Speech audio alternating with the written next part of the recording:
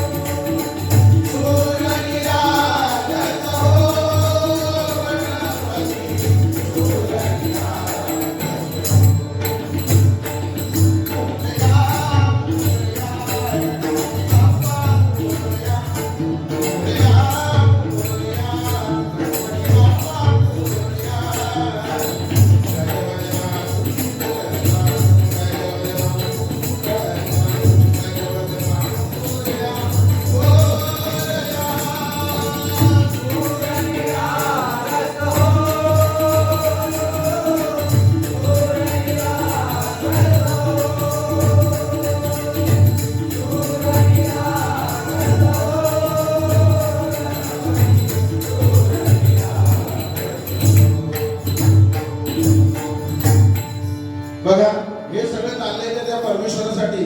आजकाल हे जे आपण आपले चालू ठेवलेलं आहे पूर्वीपासून ते चालत आलं म्हणून आपण अखंड नामस्मरण सप्ताह हे आजपर्यंत जिवंत ठेवलेलं बघा. पण यापुढे आपली मुलं नागवंड पतवंड कोण असतील तर ते जिवंत ठेवतील की नाही. कारण सध्याची परिस्थिती बदललेली आहे. कशामुळे? मोबाईलमुळे. मगाशी बुवाने सांगितलं मोबाईलवर खेळायला हा भूर ता भूर. खरंच आहे ते. या मोबाईलमुळे आजची दुनिया बदलली गेली. आजच बघा आजचा संभाजीनगर मध्ये मला वाटतं प्रसंग घडला. एका मुलाने वडिलांकडे आयफोन मागितला. वडील म्हणाले बाबा आता नको, एक 4-5 दिवसात तुला मी घेऊन देतो आयफोन. पण तो मुलगा ऐकला नाही. नाही मला ते मी घेऊन द्यायला चाललो. आणि खरोखर त्या मुलाने एका उंच कड्यावरून जीव देण्यासाठी तो निघाला. आणि तो जीव देणार म्हणून वडिलांनी त्याचा हात पकडला. मला वडिलांनी हात पकडला तर वडील पण त्याच्याबरोबर खाली पडले. उंच कड्यावरून ते खाली, दोघे पण खाली गेले. आणि हे दृश्य आईला बघून असं झालं. आणि त्या आईने सुद्धा पाठोपाठ त्यांच्या जीव दिला. तिघही म्हणजे कुटुंब आपलं संपुष्टात आलं. हे कोणाला माहिती नसेल तर माहीत करून घ्या.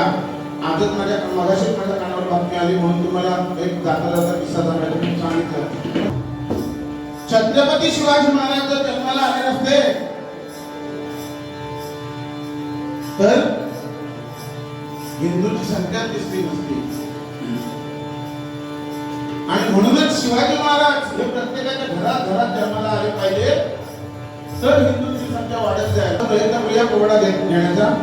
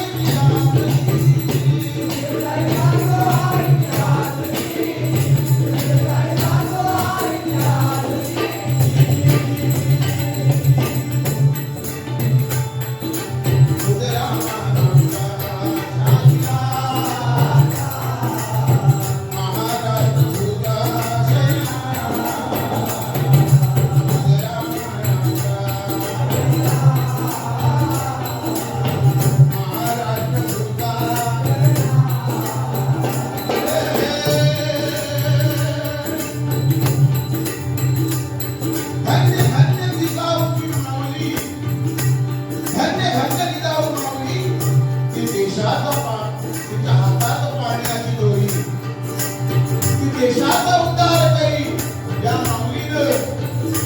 माऊलीनं शिवबाला वाढवलं घडवलं. या जिजाबाईनं शिवबाला कसं वाढवलं? तिनं ज्ञानाचं अमृत पाजलं. ज्ञानाचं अमृत पाजलं माऊलीनं आणि म्हणून शिवाजी राजे जन्माला आले. आजची सुद्धा ही परिस्थिती आहे. आपल्या आईने वडिलांनी ज्ञानाचा अमृत छोट्या छोट्या मुलांना पाजून आज शिवाजी महाराज बनवले पाहिजे, जिजाऊ बनवली पाहिजे. ही काळाची गरज आहे बघा. म्हणून शिवाजी राजे जन्माला आले. अवघ्या 16व्या वर्षी राजाने तोरणाला तोरण बांधलं. माझा मावळा कामा गेला. तो माझा शिवबा कसा होता बघा.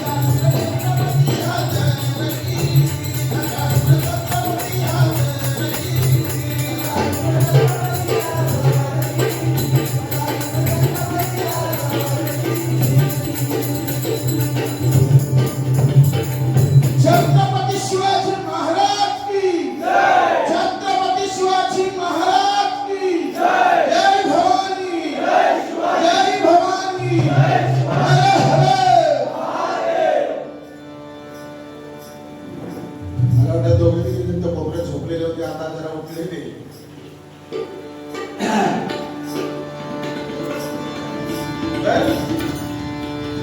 अशी शिवाजी महाराजांनी खरोखरच किमया गाजवली आणि म्हणून आपण इथे आज राहिलेलं आपण आता गजर घेऊया.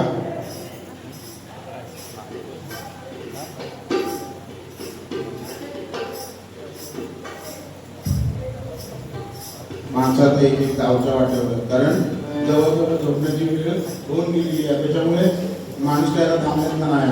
तुम्ही किती आता बोलता आणि किती आता बडबड करा, कारण बुवाने अगोदरच सांगितलं माझी बारी झाली की तुम्ही गेला तरी चाला, कारण ह्याची बाणी कोणी ऐकत नको. 200 रुपये भेटलं माझ्या पुढे बघत होता, आता 1000 रुपये जमलेले माझ्या पेटी आहेत. याच्या आता कळकळ कळकळ मोठा असू दे असू दे.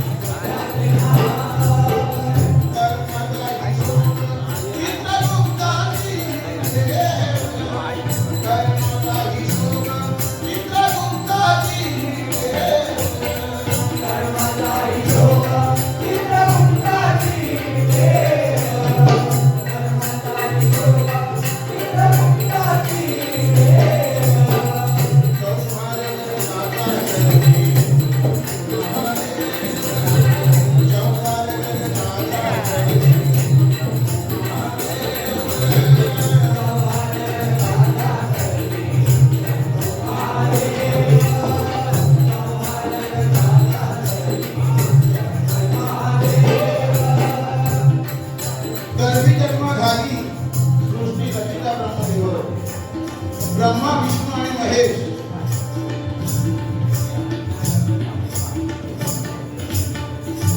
ब्रह्मा विष्णू आणि महेश यांचं काम काय तर सृष्टीची रचना कोण करतो ब्रह्मदेव आणि पालन करण्याचे काम करतो तो विष्णू आणि संहार जगाचा जो संहार करतो तो शंभू महादेव. तर एका मनुष्याला ब्रह्मदेवाने जन्म दिला. जन्म दिल्यावर तो मनुष्य हळूहळू मोठा झाला. त्याने भजन केलं, पूजन केलं, नामस्मरण केलं. आता एवढं करून सुद्धा तो ब्रह्मदेवाकडे गेला. आता तो हळूहळू मोठा झाला. त्याचं वय वाढत गेलं, म्हातारपण आलं, मरणाच्या वाटेत आला, मरण झालं. आणि मरणानंतर तो काय विचारतोय बघा देवाला. की मी देवाचं नामस्मरण केलं, पूजन केलं, भक्ती केली, सर्व काही केलं, तर ब्रह्मदेवा माझी जागा नरकात का? तो ब्रह्मदेव म्हणतो मी तुला जन्म देण्याचं काम केलं, सृष्टी निर्माण करण्याचं मी काम केलं, तर हे काम आता माझं नाही, तू विष्णुदेवाकडे जा. विष्णुदेवाला जाऊन विचारतोय की विष्णुदेवा मी भजन पूजन केलं, नामस्मरण केलं, सगळं काय केलं, चांगल्या चांगल्या गोष्टी केल्या, घडवल्या, तर माझी जागा नरकात का? विष्णुदेव म्हणतो बाबा मी तुझं पालन करण्याचं काम मी केलं, माझं काम होतं ते संपलं माझ्यावर, तू शंभूदेवांना जाऊन विचार. शंभूदेवाकडे गेला, तेच विचारतो शंभूदेवांना माझी जागा नरकात का? तर शंभूदेव म्हणतात संहार करायचं काम मी केलं, आता तुला जर पुढे काय विचारायचं असेल तर कोणाकडे जाणार तर त्याच्यासाठी चित्रगुप्त ठेवलेलं आहे बघा. आता हे शंभूदेव, ब्रह्मदेव, विष्णुदेव आणि शंभूदेव हे सगळं सृष्टी निर्माण करण्याचं काम, पालन करण्याचं काम, संवाद करण्याचं काम इथपर्यंत सगळं केलं, पण चित्रगुप्त कर्म जे मनुष्य कर्म करतो ते सगळं काम चित्रगुप्त हे कोणाला माहिती नाही. किंवा तिकडचे गाणे आराम करण्यापेक्षा माझा तरी हिशोब असा असेल की मनुष्याला इथे कसं जी गर्दी जमते त्याच्यात कोणतरी गर्दी असतो आणि त्यांना दोन्ही गोष्टी हव्यात असतात, एक बतावणी पण हवी असते आणि कोणाला तरी काहीतरी एक अध्यात्म वगैरे म्हणा किंवा एक प्रबोधन पाहिजे असतं, तर ते मिळालं पाहिजे. जर ते मिळत नसेल तर तुम्ही गाणे ऐकणारे लोक गाणे ऐकतात, कारण कसं असतं हौशे नवशे आणि नवशे कार्यक्रमासाठी सगळेजण आलेले असतात, कोण हौशे आलेला असतात, कोण नवसान आलेला असतं, कोण नवसेला, म्हणजे तो आता आबाळबा आमचा आहे ना त्या पद्धतीत मी येतो म्हणजे येतो, घरी झालाच नाही तुम्ही आता कुठेतरी जात असतो, अशी परिस्थिती घोड्याच्या माणसाचं काय होते बघा.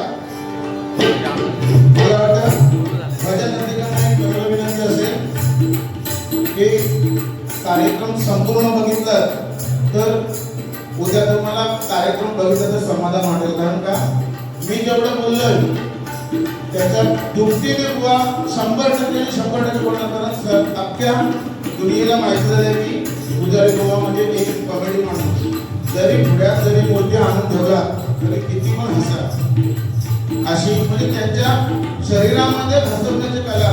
तर पूर्ण कार्यक्रम बघून जावा असं माझी नम्र विनंती आहे.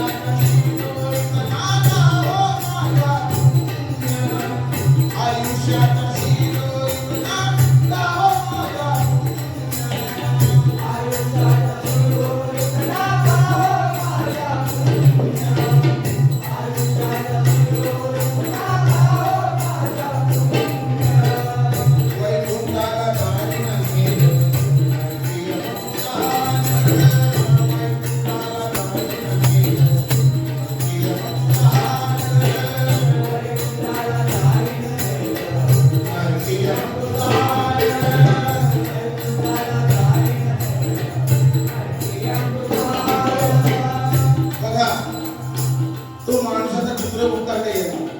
आता चित्रगुप्ताला काय सांगतोय, मी भजन केलं, पूजन केलं, गरिबांना मदत दिली, भुकेल्याला अन्न दिलं, काय चांगल्या गोष्टी होत्या त्या केल्या, वाईट गोष्टी मी केल्याच नाही. तर तरी पण माझ्या नशिबामध्ये असं वाईट पण का, शिदोरीत माझ्या पुण्य का नाही. तर अशी गोष्ट आहे बघा, प्रत्येक मनुष्य आपण जे चांगलं करतो ते आपल्याला दिसतं, पण जे वाईट करतो ते आपल्याला दिसत नाही. प्रत्येकाची, माझी सुद्धा तीच परिस्थिती, गोव्याची सुद्धा तीच परिस्थिती. कारण परमेश्वराने माणसाला पाप आणि पुण्याच्या दोन झोळ्या दिलेल्या बघा. कारण परमेश्वराने जेव्हा झोळ्या दिल्या तेव्हा परमेश्वर काय म्हणाले की ती झोळी ती तू अशी टाक, म्हणजे ह्या खांद्यावरून ह्या खांद्यावर टाक. पण त्या माणूस मोठा हुशार, त्याने काय केलं, ती झोळी पुढे एक आणि पाठी एक टाकली. आता त्याच्यामुळे काय झालं की जे पुण्य जे करतो माणूस ते पुढच्या डोळ्यात पडतं, आणि पाप असतं ते पाठच्या डोळ्यात पडतं. ते माणसाला दिसत नाही, कोणाला दिसत नाही, आपल्याला पाठीमागचं काही दिसत नाही मला. तर ते पाठीमागचं जे पाप आहे ते कोणाला दिसतं, तर ते आपल्या मागच्या माणसाला दिसतं.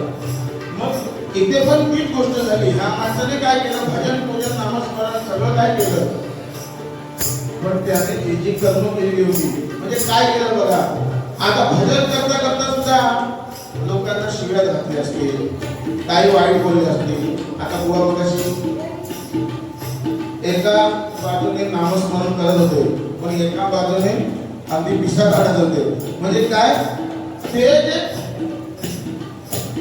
आपलं जे पाप आहे, वाईट काम आहे, ते पाठच्या झोळीत जातं. ते कधी दिसतं की वरती जेव्हा जातो तेव्हा.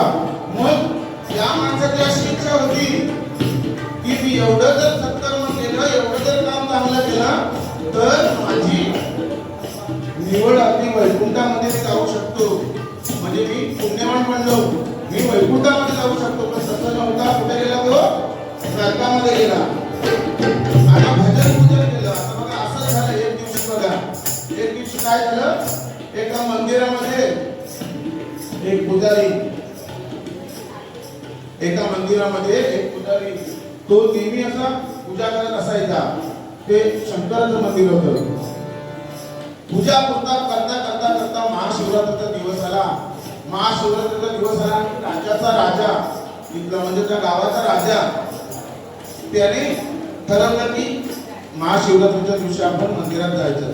आता मंदिरात जायचं कशासाठी, तर नमस्कार करण्यासाठी.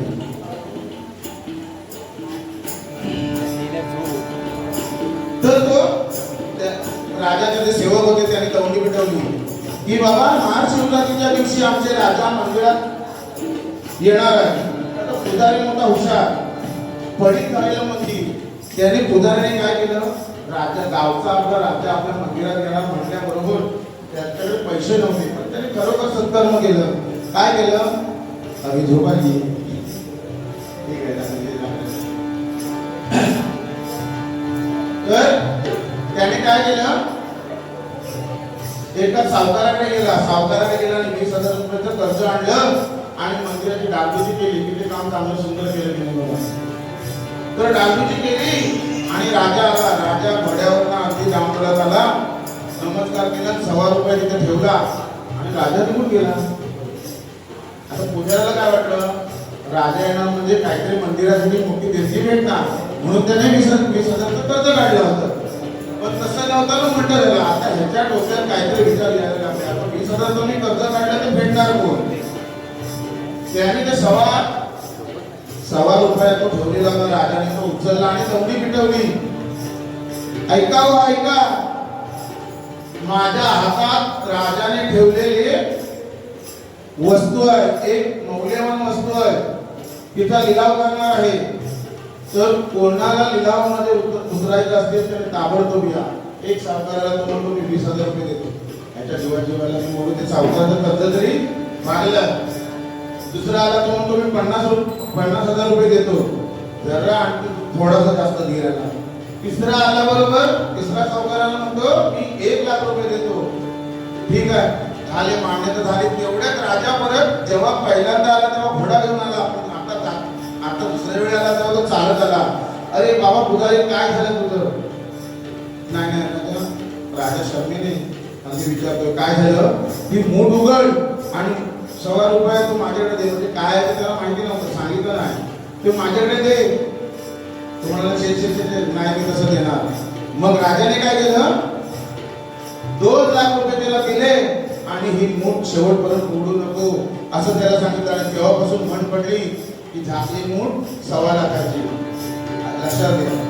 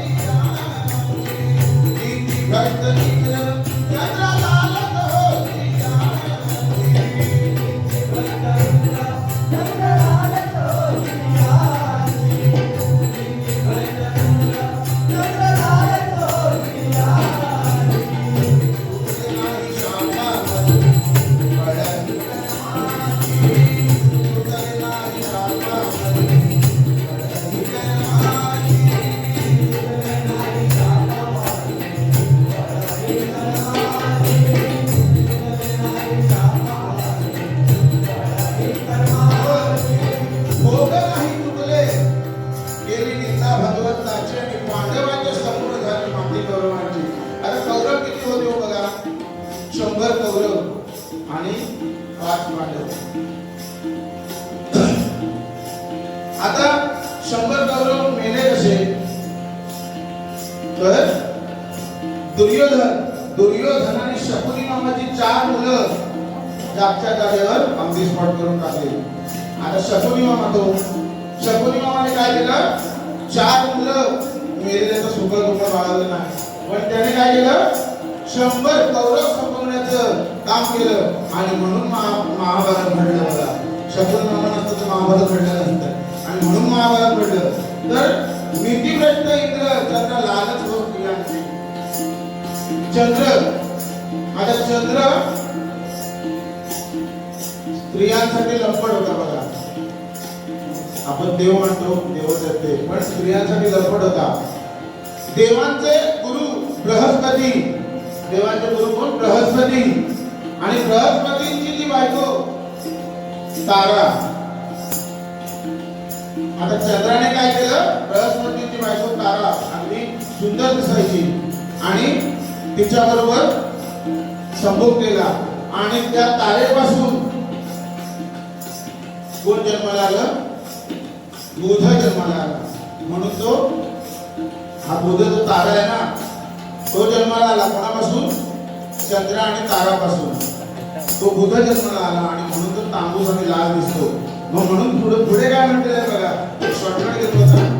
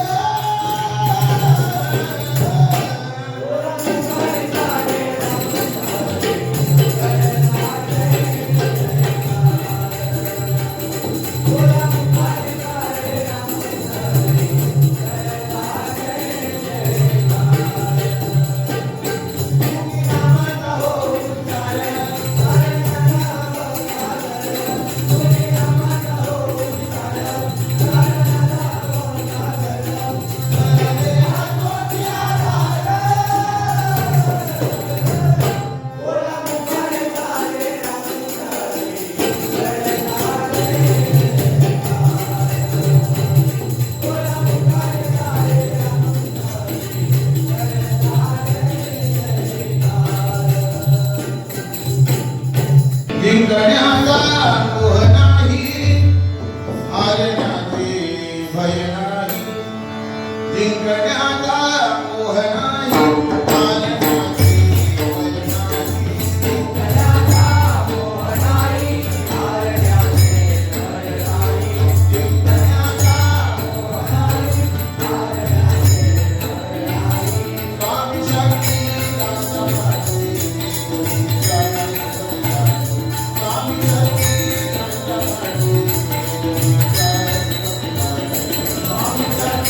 Santa